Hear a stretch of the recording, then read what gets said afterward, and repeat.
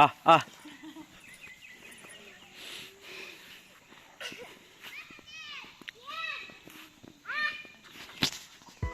নমস্কাৰ বন্ধুসকল, আজি মই দেখাম আমাৰ গাঁৱৰ অলপ পৰিৱেশ। আমাৰ গাঁৱৰ নহয়, আমাৰ মামা ঘৰত মই ঘৰ যাওঁতে তাত অলপ ফুৰিবলৈ গৈছিলোঁ। তাতো তাই অলপ পৰিৱেশ দেখাম বুলি আপোনালোকক ভাবিছোঁ। তো আপোনালোকে কেনেকুৱা পালে জনাব, কেনেকুৱা পাব ভিডিঅ'টো চাই শেষলৈকে চাব বুলি আশা ৰাখে। আৰু এইখন হৈছে এখন মুগা চুমনি হয়, বহুত ডাঙৰ, কমচে কম 50 বিঘামান 50 বিঘামান আছে নেকি, মই প্ৰায় ভালকৈ নাজানো।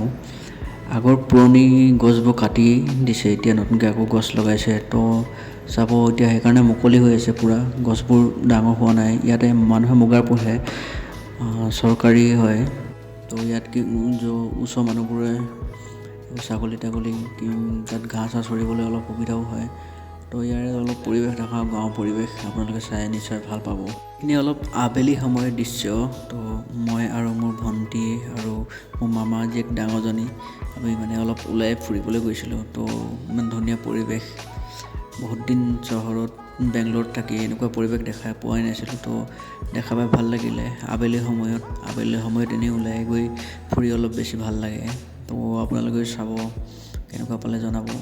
আৰু এইটো প্লেচ আছে আমাৰ টিংখাঙৰ, ডিব্ৰুগড় জিলাৰ টিংখাং সমষ্টি ডেলিভাৰী চাইডে অলপ।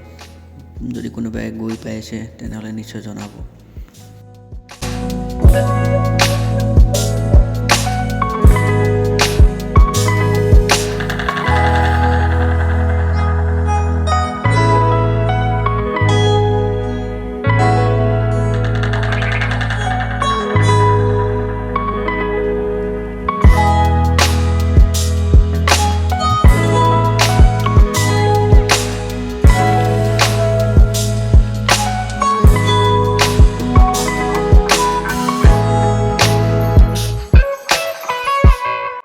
আৰু যে এই পুখুৰীকেইটা দেখিছে, এইফালে আগতে নদী আছিলে, নদী এৰা সুতি হ'ল।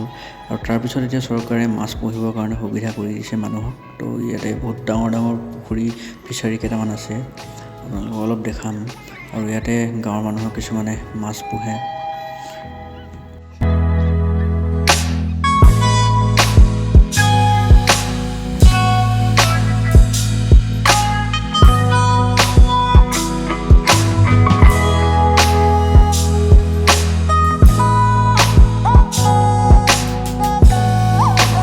এইখিনি হৈছে আমাৰ ঘৰৰ পিছফালৰ দৃশ্য।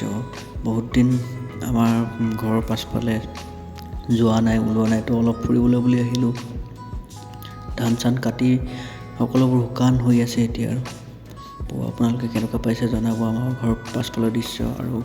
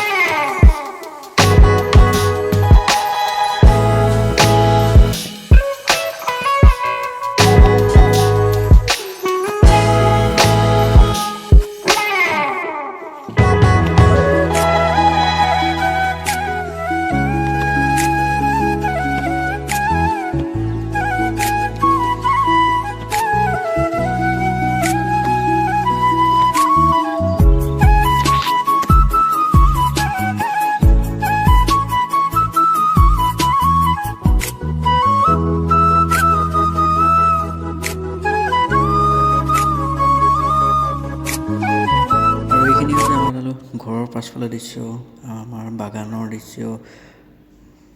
কলম কাটি থোৱা হৈছে বৰ্তমান, আৰু লাই মূলা কিবা কিবি আৰু খেতি কৰা হৈছে। আৰু পাছফালে সেউজীয়া শাক পাচলি।